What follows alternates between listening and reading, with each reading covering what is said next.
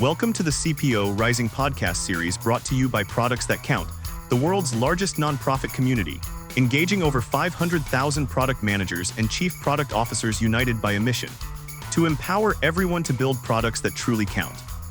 In a world flooded with products, only a few ignite passion, deliver value at scale, and transform lives. Behind those exceptional products are visionary CPOs and high-performing product teams. We recognize these trailblazers through our coveted awards, accelerate careers from PM to the C-suite and beyond through daily best practices, and serve as the trusted advisor to nearly all Fortune 1000 CPOs. Our corporate alliance includes Walmart, Ford, Cisco, Johnson & Johnson, Amplitude, and more. The most admired product leaders across industries serve on our advisory council, guiding the future of product leadership. Together, we're shaping a future where every product counts. Learn more at productsthatcount.org. Produced in partnership with Capgemini and Mighty Capital, this series brings you exclusive conversations between our resident CPO, Renee Niemi, and the 2025 CPO Award winners.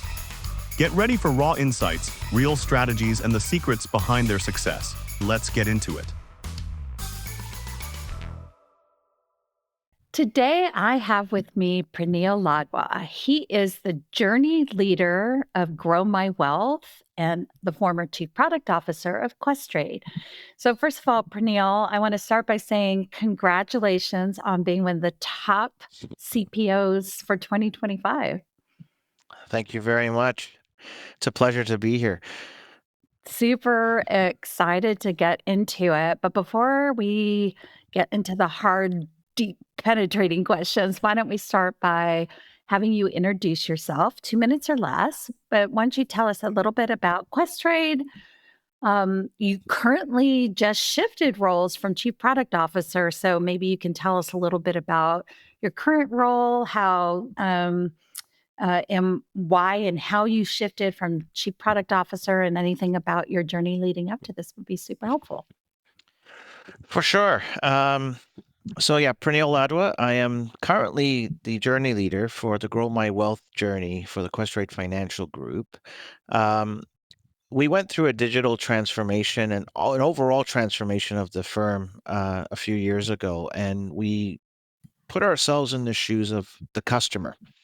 And so aligned ourselves to what is a customer looking to do with us, and particularly within my journey, we're looking for customers to be able to grow their wealth. And so I have the privilege of leading our self-directed brokerage arm as well as our wealth management arm. We oversee 50 billion in assets under management. We've been operating for the last 26 years in Canada with a mission of making Canadians financially successful and secure. We have the privilege of holding the title of Canada's best brokerage, which we won last year. So big win, and one that we're very proud of, and one that I'm very proud of, leading that the growth of our Grow My Wealth journey. So Amazing. It's just really a very interesting evolution and morph, and I'm sure we'll get into this a little bit later. But clearly, a big part of the chief product officer's role is to give oversight onto not just the view of the customer, but also internally running the business in a way that's meaningful and makes the investors happy from that point of view. So I can't wait to kind of hear your viewpoint about that. But congratulations on the new role. It sounds like you're taking yet the next step up in your management leadership career. Hopefully, maybe to CEO someday. Who knows? If not Questrade, maybe someplace else. But we don't need to go into that. I don't want to get you in trouble. You've seen a lot of, you've been in the product world for a long time. You've had a wealth of experience, and you've seen, I'm sure, a lot of change on the role, the responsibilities, the viewpoint from the stakeholders. Share with us a little bit on what you've seen and how you've seen leadership and product morph over the last 5 or 10 years. This is a fantastic question.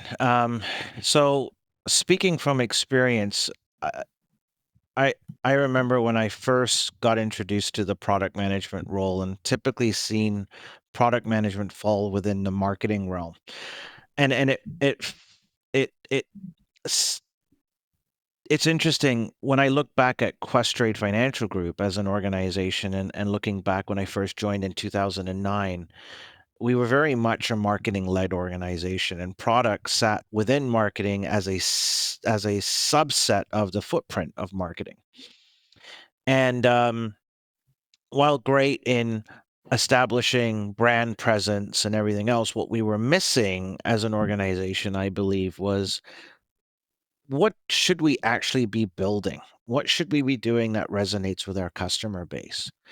And over the years, what I've seen organizations morph into, and also what I've seen product morph into, is we've gone from this marketing led to technology led, where product has been a subset of what technology needs, and shaping what we should be doing from a technology lens perspective, to now really morphing into what should be customer centricity, and how product needs to be at the helm of that customer centricity. Um, and so what I have seen is product has now, at least in my career, becoming very distinct from marketing, distinct from technology, but becoming like this tripod where marketing, technology, and product are working hand in hand in collaboration right from the get-go to get things done, and ensuring that we're building the right things, prioritizing the right things that our customers are looking for, and then also making sure that we're building things that are constantly adding value, are truly usable, that customers love, and um, listening to the customer, bringing that feedback in. It's incredible at how, when I look back 10 years ago, and I don't think we even had a voice of the customer program back then, or a really strong one, and nor were we bringing in that data to actually understand it. And now, it's becoming front and center, where, the first thing we look at is, what is that noise? What is that sentiment? What are our customers asking for? And then making sure that we take that in, and then um, embed that and align that with what our business objectives are, and that's basically how our organization has morphed, and as a result, the roles morphed. Yeah, absolutely. Uh, any insight what the next morph might look like? Well, I think for me in particular, like my new role, where I'm pseudo playing the CEO of, the of our brokerage and wealth management business. And so it's interesting how, and I've seen this a lot in, where do great product leaders go next? And one of those paths is heading up a business, becoming a general manager, becoming a CEO. And so um, I think I'm on that path already, and but it's one that I think is very fitting, and I think it's one of the things that I've learned over my career is great product leaders really think like CEOs. And so It's true, uh right? Because of that 360 view, right? yeah, We're not looking at one aspect of the business, one functional area. Like it's literally like managing the orchestra or the symphony to create um, uh, the song of which is a successful business and great customer outcomes. I really don't know where I was going with that analogy, so forgive me. But you know what I'm talking about. exactly, yeah. Awesome. You mentioned, as you were talking about how the role of product has morphed, you brought up company culture. I'm a huge believer that a strong company culture can make or break a strong product organization. Describe your company culture for us and how that has enabled you as a product leader to drive the right priorities, make the right decisions in product. Yeah, so I think, as I mentioned earlier, we have really pivoted around the customer. It's at the center of everything we do. We've built our organization model. We actually revamped our organization model to center around the customer. And I think what has enabled us to be successful is we've really driven that from the top down. So we've actually embedded that in everything we do. We've embedded that in our mission, vision, value statements.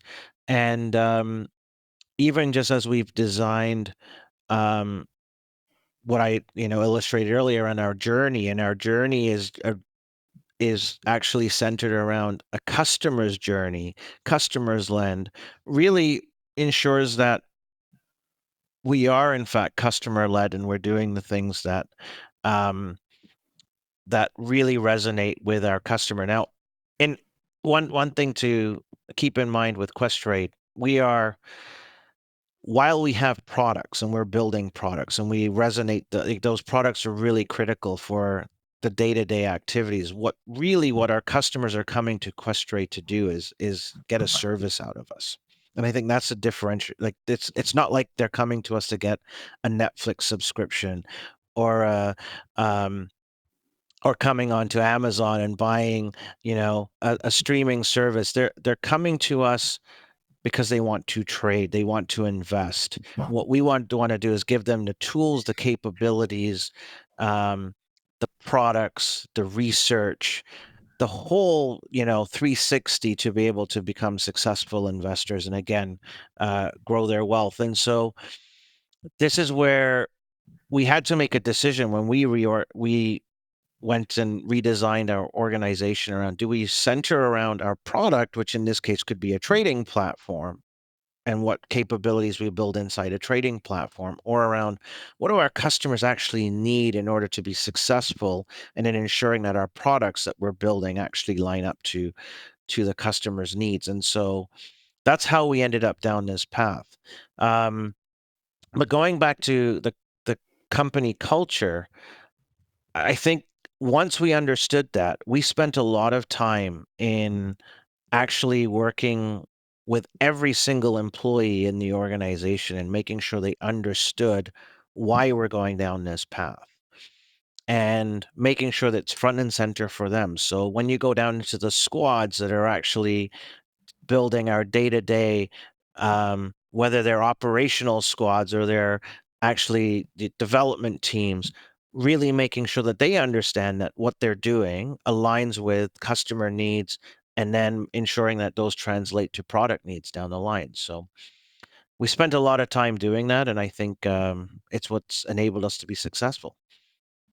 Yeah, I love that customer centered. Just to play a little bit of devil's advocate for a moment, there are some, I'm going to say, contrarians who believe the customer doesn't always know best. Huh. So how do you balance? And I always say, my father used to always tell me, you don't know what you don't know. And I think that's the case with the customers, right? They don't always they only know in context of their current knowledge set. So you it's very difficult to get direct feedback from them. So tell me how you kind of balance that, and how you balance like that innovation agenda with a customer centered model. Yeah, it's a very um, an interesting one, and one that we have to balance a lot. So when we say we're customer led, again, we make sure that whatever we're doing aligns well with the overarching needs of our customer base. At the same time, though, we are very articulate in what our business objectives are.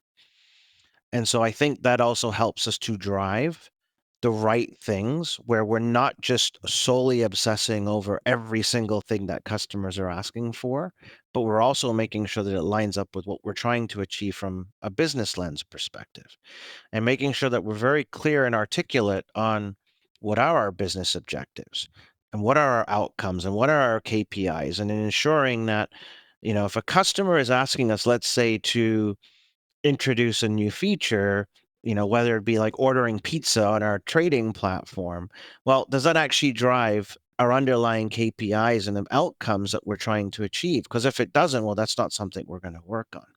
So it's not just taking in the customer feedback, but making sure it lines up with what our outcomes are, what our KPIs are, and ensuring that they're constantly evolving and moving the needle. Gotcha. Okay. Good answer. Good answer. So, with all of this in the background, moving more towards customer centricity, how does that impact the role of product management when you layer on all of the change that the role has experienced, not only to here, but forward thinking, the role of AI, so forth and so on. So what is product management 2025? Well, what it's not, I would start is saying it's no longer just it's not just feature prioritization, stakeholder management. It's a lot more. And I think from my perspective, there's a lot around data centricity first and foremost. I think for product managers to be successful in 2025, the first thing we've got to be really focused in on is making sure that we understand the data that we're working with and making sure we have the data that allows us to make informed decisions. The second area where I see a lot of a movement towards is hyper personalization. And again, data becomes critical in that hyper personalization journey. Customers want to feel like you actually understand the customer, individually. And so how do you do that with, and the way you do that is layering in, leveraging your data sets underneath to create that unique experience for each of your customers and give them that wow moment. Um, the third area, and I touched on it earlier, is moving towards outcome driven approaches. So really focusing on your OKRs, your KPIs, and making sure that they align with business objectives and that they're moving the needle every single day. And then AI is really plugging in to help do things, I would say, do things faster, smarter, more efficiently in this world. And so, we're looking, like, I'm personally looking at things like AI agents, low code development. Um, how can we do things smarter, more efficiently, faster, do more with less, I think is the big thing in today's world. We've got finite resources, especially now we're seeing budget constraints, things like that. So how do we use things like AI in order for us to do more with the constraints we have in place today? Yeah, yeah, that makes a lot of sense. I want to spend a moment on the hyper personalization. Is that like a multi-year trend, or is that something that's emerged recently for you as a result of the newfound capacity associated with AI? I think it's been something we've been looking at for the last few years. But I think it's becoming more and more accessible as we start to understand more around the world of AI and data. And I think what we have been spending a lot of time on as an organization is ensuring that we have the foundational elements in place to be able to service up that unique experience for our customers. And I think that's the important part. It's one thing to say that you're creating a hyper personalized experience or you're creating capabilities, but if you don't understand who your customer is initially, then you're not going to service up the right experience. And so we've been spending a lot of time on ensuring that we understand our customers, our customer needs. We're collecting the right information. We're using it in the right way, ethically, ensuring that we have our privacy regulations in place, etc. And then layering on top of that and starting to service up the right data sets to create that hyper personalized experience. Oh, fascinating. It's just going to be so interesting to watch how this all evolves over the next year or two. Um, anyway, I've been chatting with, you know, chief product officers, and kind of one of the themes that is coming out very loudly this year is the rate and the pace of innovation has really gone up. And if there was a common struggle, a common theme across those who believe this is it's how do you keep up with that pace of change? Uh-huh. And almost this deeply embedded fear of falling behind. Would love your perspective on, do you feel that same sentiment around the pace of change, especially on the innovation front? And what is the framework you use to make sure that you're continue to invest properly?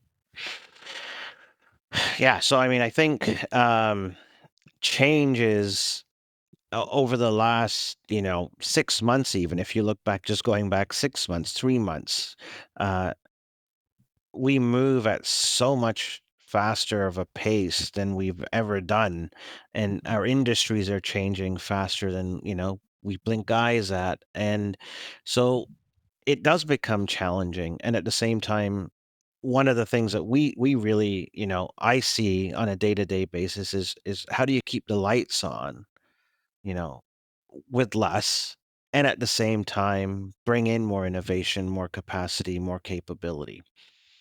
So I think the way we are addressing it in our organization, and one that I find works really well, is actually making it a mandate of your squads, of your squad leaders, of your teams, is making innovation a component of their outcome driven metrics. So one of the things that we tell our teams to do is when they're setting their goals for the quarter or for their sprint or whatever else, is of your capacity, making sure that you keep a certain percentage of capacity available to ensure that you bring some sort of innovation into the ecosystem. And that becomes then part of the DNA, becomes part of the culture. And that creates the excitement because then they're not just stuck in the day to day. They're making decisions, trade offs, and ensuring that we constantly are bringing some level of innovation in the ecosystem. And then that traverses up, up, up into the organization right to the top, and ensuring that Sure. a component of what we deliver every single year is innovative and moves the needle into keeping us future proof. Yeah, smart. I like that a lot. You know, in given that you guys are in a customer-centered culture where even your internal organizing principles are around customers, I have to imagine you probably really prioritize staying on top of their needs, especially as they evolve. Share with me how you and your team stay informed about customer needs to make sure that, um, you're keeping pace. So I think it's a few things. So we have as we evolved our organizational structure, we actually embedded our sales and customer service teams into our squads Mm. so that our squads that are, like, let's say, building our onboarding experience actually have folks from our customer service team and our sales team embedded within there to provide direct feedback on what they are hearing from our customers, what they're seeing, what they're experiencing. In addition to that, we have, we're constantly bringing in data from social media, from um, you know, websites, etc., bringing that social sentiment in an aggregated fashion on specific topics that we feed into our squads on a daily basis so that they are aware of what customers are talking about. We layer that on with feedback through um, survey tools and things like that through end of contact interactions, or when we release new features, or we put them up in our app so that customers can give us feedback. And then we've layered on things like alpha groups and beta groups that we've actually invited our most valuable customers in to provide feedback. And not only that, where we can go out and actually have conversations um, um, with these customers to learn more about the needs that we're asking for. So Amazing, amazing. And how often are you looking at customer data, customer needs, and having that conversation? uh daily. It's something that becomes front and center. Wow, that's amazing. And just one more question. Obviously, product managers need to be incredibly familiar with, you know, in touch, if you will, with the customer and the customer needs. How does that translate to the rest of the squad that may not be on the front lines? I think one of the things that we have done to alleviate that is all of our squads are cross-functional in nature. Hmm.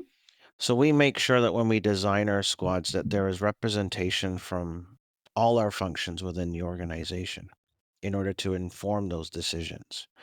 Um, some of those are, full-time assets. Some of them are, part-time where they're maybe part of multiple squads, but they still sit within a squad to provide feedback. Um, and that allows us to ensure that that feedback is getting to them. In addition to that, we're also one of the mandates that I have is being very transparent with data. So ensuring that if there's something that we learn, we actually ensure that the entire team is aware of the information in some form or another. So we're trying not to create silos with our data. We're trying to make sure that there's awareness across the board. And it's interesting how one of the things that I have learned in my career is sometimes the best ideas come from people that aren't necessarily in the weeds and closest to the information. So making sure that we we create the avenues for bringing in feedback from everyone that has some touch in our journey so that we can have that lens of we make sure that the tunnel vision isn't present as a result of that. Yeah. I just want to double down on the sometimes a fresh set of eyes brings, new and creative ideas. I know I've certainly some of the biggest breakthroughs, uh, in my career have come from, some people who wouldn't have traditionally been in the role of providing customer feedback, whether it be, the customer support team or, a mechanical engineer somewhere, deeply embedded in the org. Getting those voices to the table are super important. And I just want to plus 1,000 the point of being super transparent with the data. There are micro decisions that are being made daily by these teams that are can only be helped with Yeah. them understanding the customer and having that customer empathy. So I love that. What new innovation are you currently tracking? What's got your mind? So I've been looking at a few things specifically for me. So I think the first one, of course, is AI. I mean, I think everyone has got that front and center these days, and looking at how AI can help us to become more productive, more efficient. Um, Particularly for me, I'm looking at things like around like how can we be faster in product development? How can we do things better to achieve improve customer service, customer support? Can we be using things like voice agents and chatbot agents to improve customer service, make the customer service faster, more efficient, round the clock, those kinds of things. Other areas though that I've been looking at is how can we use that technology alongside things like low code, no code capabilities to be able to develop new features, new capabilities while alleviating potentially some of the challenges we have from a development standpoint perspective. How do you get product managers to be a little bit more technical in nature? And I think that's a big shift that I'm starting to see, is how product managers are becoming more technical, more closer to technology, being able to make some of those technology decisions. And then the other area, this is more so from a financial services perspective, where I'm spending a lot of time, is around blockchain and decentralized finance, and looking at those kinds of things, which have become quite top of mind these days, Yeah. particularly with Donald Trump and Elon Musk in the world. We are not going to turn this into a No. political conversation, but let me just put a period at the end by saying I understand. Yeah. Period. It's going to make for interesting dynamics behind the scenes. Um, I I heard a chief product officer say the other day that the lines between roles are starting to blur. Pick your 2 roles, product management and design, product management and engineering, where they're starting to the tools, as you mentioned earlier, like those low code, no code, even some of the new AI auto generation tools, allow you to get to prototype so darn quick, and in some cases, develop a fully functional product with not even lifting a finger of writing code. React to that. So I think, and this comes, I think, more so because I'm in a very highly regulated industry. So I think Mhm. that there's a lot of buzz around, you see people that are coming out and building apps in 1 day, 2 days, using AI, et cetera. And I think it's great. I think from my perspective, where it becomes really interesting is being able to do things like prototype typing, wireframing, um, getting working concepts in the hands of customers to validate ideas, ensure that there's a desire for the capability, learning quickly, failing fast. Mm, However, I think where you have to be careful with these technologies, and one that I have a great, I would say, appreciation for really skilled, capable engineers, is in the realm of, like, when you think about trust, privacy, security, a lot of these quick and dirty apps that you create are missing those capabilities.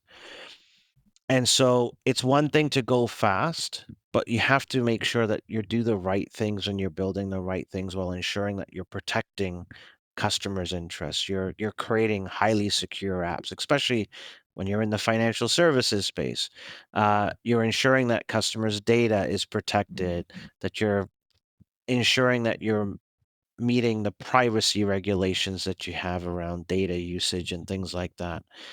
And what you have to be careful with also is, how much technical debt are you introducing? Like, uh, you want to introduce clean code, you want to introduce scalable code. You just don't want to introduce something that you can build now, but that you end up having to rework completely because now your model has changed. And I think that's where these new solutions are good at getting us to a point, but there are some significant drawbacks, and you have to balance them no, I carefully. think that's really great perspective. Uh, really, really good perspective. Thank you for that. So, kind of building off of your comment about being in a regulated space, it clearly has a unique set of requirements, guardrails, that aren't present in non-regulated spaces. However, you successfully have implemented quite a bit of change, specifically agile methodologies, even in that context. So you've been able to speed things up, even under those constraints. Tell us more about how you were able to get that done. I think a few things. So regulations exist for a reason, right? And they're there to protect the consumer, they're to protect the industry, they're there to protect the organization as well, right? Across is it's across the board. So I think the first thing for me is you have to really take the time to understand the space you're playing within and understand why the regulators put certain things in place. Everything is done for a reason. Then I think where we've been successful, one is having fantastic partners in compliance and other areas, legal, et cetera, that are willing to explore yes before no. As we're starting to, become the challenger and develop new capabilities. But it's also finding ways to partner and develop partnerships with your regulator, with the regulatory bodies, and not just um, trying to shift regulation, but helping to educate them, partnering with them to understand where we're coming from, how what we're doing is in the best interest of the customer, um, potentially exposing them to new ways of thinking. And I think if we've done a really good job in building that cadence, building that relationship on we do things the right way, but we're going to challenge the right way while keeping the customer's best interest at heart. And as a result of that, I think we've had tremendous success in working with our regulators and our regulatory body, um, to be innovative at the same time. I think at the same time, when you think about the regulator, they do want to be innovative as well. They want to introduce that. And so understanding their perspective on what their concerns are, what they're trying to mitigate from a risk perspective, and then ensuring that as we build capability that we solve for those concerns at the same time. And introducing agile methodologies has actually enabled us to do that better because we're able to iterate quickly and bring in that feedback and show a prototype to a regulator and say, what do you think about this? And if they come back and say, well, this doesn't quite meet our needs, quickly come back into a sprint and make a change and then bring it back into the ecosystem has allowed us to move quickly and work in partnership to move the needle. Yeah. I think the aha for me in all of what you just said was your relationship with the regulator. Um, is it safe to assume based on that they become a core part of your stakeholder group? For sure. For sure. Yeah, that's amazing, that you're able to do that, and it makes just a ton of sense, from the outside in. Thank you for sharing. Wow, we are now at the fun part. I mean, not that the rest of it wasn't fun, because I want to thank you for sharing all your amazing insights. But we've now come to the quick question, quick answer section. Are you ready? I am. All right. First question: what makes a great product leader? Someone who's customer obsessed, leads with inspiration, and thinks like a CEO. Oh, makes perfect sense. What is your current favorite tool and why? So I'm not sure I can pick one. Depends really on what my situation is at the time. Right now, I find myself living in the worlds of Jira and Figma and Miro, but I would say my favorite at this point is probably our enterprise GPT engine. I mean, again, playing with AI and using the capabilities the right way, I think is incredible for me. So Yeah, amazing. Isn't it just fun to watch? You know, um, I was having this conversation with somebody about just like the art of asking the right question. And you can just see yeah, immediate feedback. Like, I did not ask that question right. So funny. All right. Next question. What are you reading right now? so I'd love to say that I was reading something exciting, but I am these days knee deep in regulatory textbooks as I am in the midst of certification exams. So, but again, understanding our regulations is helping us to navigate building the right thing. And Yeah. so I take it with a grain of salt. Yeah. Well, I'm glad to hear you're actually reading the regulations. It's probably a good, healthy thing. All right. Last question, and then we'll put a nice bow on this. Who are you currently following? I'm going to call out two people. First one is Akash Gupta. I actually really like his content. Love how he's straight to the point, really focused on what makes a good product leader, product mindset. Got some fantastic content, especially for product managers that are just starting out. The second person I'm following is a guy by the name of Tal Schwartz, Canadian fintech writers, created a newsletter, really got his pulse on the Canadian fintech landscape. Great insights. So I would say those are the two guys that I spend a lot of time following right now. Makes perfect sense. Well, listen, Praneil, it's been a lot of fun having this conversation with you. Really appreciate your transparency, sharing all of your ideas with me today. And thank you very much for dedicating the time. Thank you for having me, and I'm humbled to be here and having this conversation. And so, thank you, and it's been a pleasure, and enjoyed it tremendously. Thank Awesome. you. This is ST Moadi again, founder and chair of Products That Count. Thank you for listening to this episode. If you like what you heard, be sure to leave us a review on your favorite platform, including Spotify and Apple. And please check out our other resources at productsthatcount.org. They're designed to accelerate your product career and make product the most important function in business. Until soon.